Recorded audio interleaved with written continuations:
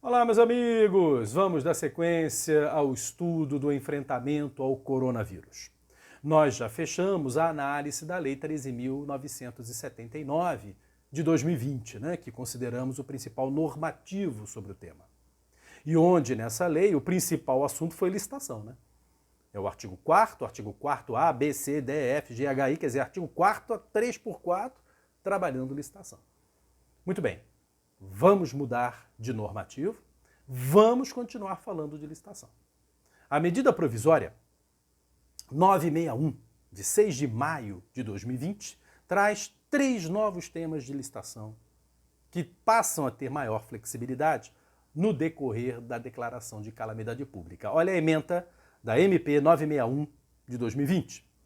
Autoriza pagamentos antecipados nas licitações e nos contratos, adequa os limites de dispensa de licitação e amplia o uso do regime diferenciado de contratações, o RDC, durante o estado de calamidade pública. Quer dizer, então, olha lá, pagamento antecipado, contratação direta por pequeno valor e o RDC. 3 assuntos. O artigo 1º dá um inciso para cada um deles. Vamos lá, artigo 1º. Ficam autorizados a administração pública de todos os entes federativos, de todos os poderes e órgãos constitucionalmente autônomos. Para. Não é órgão autônomo, meu querido. É órgão independente. Que isso? Que erro grosseiro é esse? Veja, o órgão autônomo já está dentro dos poderes. O que eu preciso lembrar são os órgãos que estão fora dos poderes para não ficarem de fora dessa medida provisória. E aí o nome correto qual é? Órgão independente. Vejam, clássico exemplo de órgão autônomo, os ministérios, seja ele qual for. Agora percebam, se o artigo 1º fala que essa lei vale para todos os poderes, então é claro que os ministérios já estão abraçados por essa lei, porque eles estão dentro do Poder Executivo, que é o órgão autônomo, o ministério. O Poder Executivo é o órgão independente, a Presidência da República é o órgão independente. Então você percebe que a denominação aqui foi errada. Eu insisto, classificação dos órgãos públicos, estão lembrados disso? Independente, autônomo, superior e subalterno. E normalmente onde é que eu acho o órgão independente? Nos poderes. Presidência da República, chefiando o Executivo, Congresso Nacional, chefiando o Legislativo e os tribunais, em geral, em relação ao Judiciário. Tá boa, pô. Quem é que ficou de fora desses 3? Ministério Público e Tribunal de Contas. Órgãos independentes e não autônomos. Tá bom. Quer acrescentar a Defensoria Pública? Acrescenta a Defensoria Pública. Você que está fazendo concurso, não deixe de trazer a Defensoria Pública. Eu tenho uma visão crítica, eu acho que ela não deveria estar nesse rol, mas especialmente para fins de concurso. São 6 órgãos independentes. 3 poderes para 6. Pô, a conta não está batendo, né? Pois é. Aí eu lembro do nosso saudoso, grande, querido Diogo de Figueiredo Moreira Neto, aqui do Rio de Janeiro, que fala que a Constituição de 88 abandonou a tripartição dos poderes. Opa! Não sei o que estou falando, não. Não é Luiz Quem, não, tá? Apesar de eu concordar plenamente, é o grande Diogo de Figueiredo Moreira Neto, um dos maiores publicistas da América Latina. E ele defende aquela expressão, tá lembrado? Estado policêntrico. Polos de poder. Tenho 6 polos de poder. Não apenas 3, comparando com os 3 poderes. É uma discussão sensacional, Mas ninguém tem a dúvida que órgão autônomo é uma coisa, independente é outra. Quando eu falo em poder, os autônomos estão ligados aos órgãos independentes que chefiam os poderes. Então ele errou, e errou grosseiramente. Então faltou aqui uma revisão, não há a menor dúvida disso. Faltou estudo do direito administrativo. Ele tinha que falar órgão constitucionalmente independente. Muito bem, feita a crítica, vamos lá. Inciso 1º. Dispensa de licitação, de que tratam os incisos 1 e 2 do caput do artigo 24 da 8666 de 93. O 24 da 8666 é aquele artigo que todo mundo sabe o que tem, Se não sabe, finge que sabe para não passar vergonha, que eu costumo falar, Ah, claro, o 24, não tenha dúvida e tal. Sim, muito importante. O 24 é dispensa, não é isso? O 25 é inexigibilidade. E o rol do 24 é taxativo. Para dispensar uma licitação tem que estar naquele rol. E os 2 primeiros incisos tratam de contratação de pequeno valor, sobre a argumentação que, de repente, eu gasto até mais me preparando na licitação do que contratando. Então, vai lá e contrata diretamente. Quantas forem.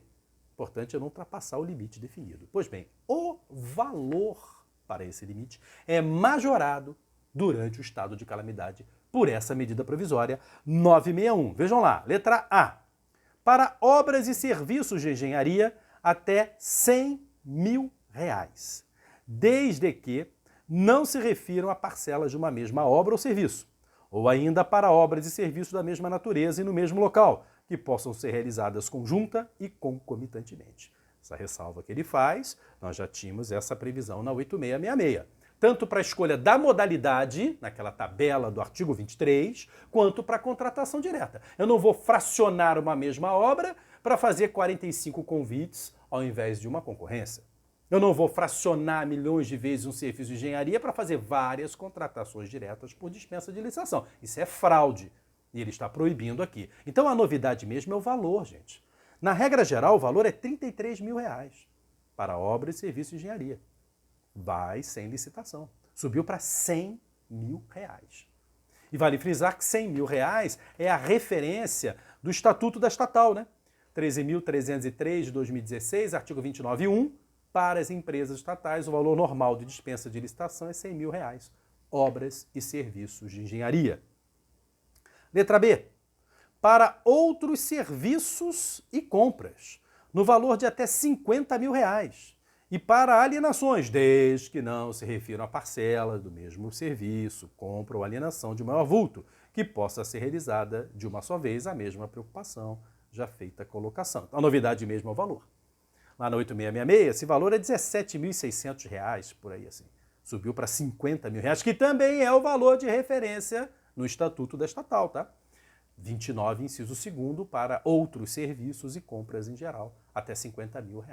Para os demais entes da federação, 17.600. E agora, para todo mundo, em razão do combate do coronavírus, por força da MP 961, durante o estado de calamidade, subiu para R$ 50.000. Então está aí a primeira colocação referente a licitações dessa MP 961. Inciso 2º, o pagamento antecipado nas licitações e nos contratos pela administração, desde que a represente condição indispensável para obter o bem ou assegurar a prestação de serviço.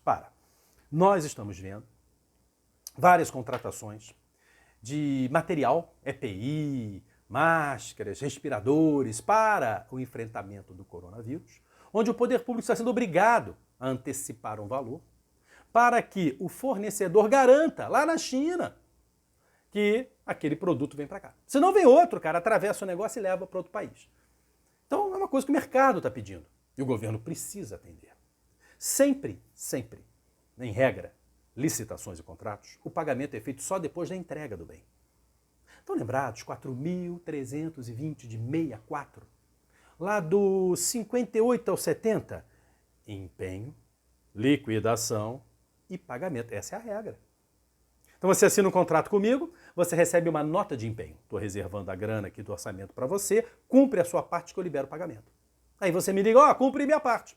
Aí eu falo para você, olha, eu tenho que verificar, tá? Sou servidor público, o dinheiro não é meu, né? Eu até confio em você, mas eu tenho que verificar, senão eu vou ser punido. Beleza. Aí eu faço a liquidação. Mando lá um servidor, vai lá ver se a obra realmente está pronta, se o serviço foi entregue, se a compra, o material tem a qualidade que o edital pediu, ok? E quando esse servidor me atesta, tá tudo ok, foi feita a liquidação e eu mando pagar. Essa é a realidade normal. Antecipar é possível, mas sempre exceção. Aqui ele confirma a exceção em relação a esse momento de calamidade. Agora, a letra B desse inciso 2º propicia significativa economia de recursos. Cara, eu acho isso muito pouco provável. Se eu estou antecipando porque muita gente quer o mesmo produto, com certeza, cara, não vai ter o produto dentro do preço normal. E não vai ser a antecipação que vai gerar a mudança desse preço. De qualquer maneira, está expresso que essa antecipação propicie significativa economia de recursos. Quer dizer, então, de repente, eu posso até falar, olha, se eu não antecipar, eu vou pagar mais caro ainda. Já estou pagando caro. E, de qualquer maneira, né? Vamos lá, vamos cumprir o mandamento legal. Quem fizer essa antecipação vai ter que falar, se eu não antecipasse, eu pagaria mais caro ainda e tal. Vou ter que trazer essa previsão lá no processo administrativo, né? Da licitação e do contrato, ou da dispensa e do contrato. Detalhe, esse inciso 2º, pagamento antecipado, ganhou 3 parágrafos do artigo 1º. São os 3 parágrafos do artigo 1º. O parágrafo 1º, na hipótese do inciso 2 do caput, a administração deverá prever a antecipação do pagamento no edital ou em instrumento formal de adjudicação direta. É sempre importante, né? O edital admitir a antecipação e, se for contratação direta, o processo administrativo de dispensa admitir expressamente essa antecipação. E exigir a devolução integral do valor antecipado na hipótese de inexecução do objeto. Isso é óbvio, não precisava nem escrever, né? Tudo que eu pago e não foi atendido, é evidente que eu vou ter que ser ressarcido, se não amigavelmente, em juízo.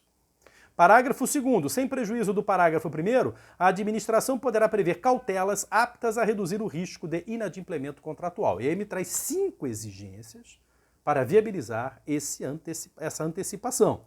Como, por exemplo, o inciso 1º, a comprovação da execução de parte ou de etapa inicial do objeto do contrato, para antecipação do valor remanescente. Conforme vai executando o contrato, eu vou liberando, e aí já chegou um certo momento que eu já posso antecipar, porque eu já vi que você realmente cumpre as suas obrigações. Prestação de garantia, aumentando, né, até 30% do valor do objeto, o valor lá do 56 da 8666.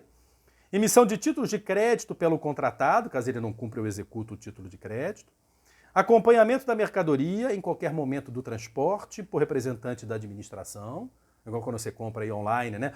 Ainda está no meio do caminho, já chegou no correio, está em trânsito aqui para minha casa. Quer dizer, é a mesma coisa, a administração vai botar alguém para acompanhar. E a exigência de certificação do produto ou do fornecedor, para evitar surpresas. E o parágrafo 3º, uma vedação. Não posso antecipar, olha lá, é vedado o pagamento antecipado pela administração na hipótese de prestação de serviços com regime de dedicação exclusiva de mão de obra.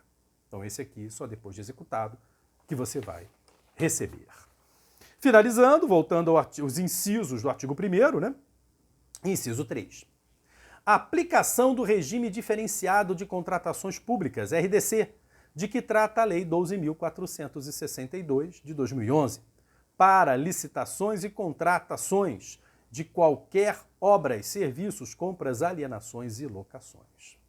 Bom, vamos lá. O RDC, ele foi criado para Copa das Confederações, Copa do Mundo e Olimpíadas. E a promessa é, terminados esses jogos, o que der certo a gente joga na 8666 e mata essa lei. Ninguém cumpre promessa nesse país, né? Então o que fizeram? Terminados os jogos, por medida provisória, eles começaram a acrescentar incisos ao artigo 1º e o RDC começou a ser usado para diversas contratações. Hoje, basicamente, se não me engano, lá já tem 10 incisos, se bobear 11. Ninguém me contou ainda e tal, mas 10 com certeza tem. Quer dizer, é por isso que você escuta por aí que a 8666 é uma lei moribunda. Por quê? Porque eu já tenho o pregão, né? Que é 10.520, que está fora do 8666. O pregão dominou geral em matéria de modalidade. E agora o RDC, que traz um procedimento bem mais operacional do que o da 8666. Tudo está saindo ou via pregão ou via RDC. Ninguém usa mais a 8666. Por isso que ela está moribunda. Por isso que já passou na Câmara, está esperando o Senado aprovar a nova lei de licitação no país, que está por vir. E o Senado está até demorando bastante. Talvez até pelo enfrentamento do coronavírus, tendo que criar várias normas, né? Para tal fim, segurou um pouco a votação final do projeto de lei de licitações. Então, na verdade, essa é a colocação, enfim, né? O RDC já estava servindo para uma montanha de coisas. Agora, meu irmão, não tem limite nenhum. Agora vale para tudo. Durante a situação de calamidade. Mas eu acho pouco provável que alguma novidade a mais, além daquele rol já de 10 incisos, venha a poder ser usado o RDC, se é que já não estava podendo ser utilizado. Muito bem, aí vem o artigo 2º, disposto nessa medida provisória aplica-se aos atos realizados durante o estado de calamidade. E o parágrafo único, interessante, né? O disposto nessa MP aplica aos contratos firmados no período de que trata o caput, independentemente de seu prazo ou do prazo de suas prorrogações. Quer dizer, a calamidade pode acabar, mas o contrato pode continuar com a sua validade, que ele continuará pautado aqui nessas regras da medida provisória 961 de 2020. Ok? Fechamos mais um normativo, hein? Olha, no próximo encontro, não percam, vamos falar da emenda 106 de 2020. Agora a coisa fica séria, hein? Vamos para uma emenda constitucional que foi batizada como orçamento de guerra. Só que ela vai além das regras orçamentárias, tá? Então ela é bem interessante, difícil, não é um estudo fácil, principalmente no artigo 7º, inciso 2º e 8º, que trabalha o mercado financeiro, aquisição de ativos no mercado secundário, é uma coisa que exige conhecimento de economia, que nós da área jurídica temos grande dificuldade. Mas vamos enfrentar assim mesmo, ok? Até lá, valeu, foi um prazer, obrigado aí pela sua atenção.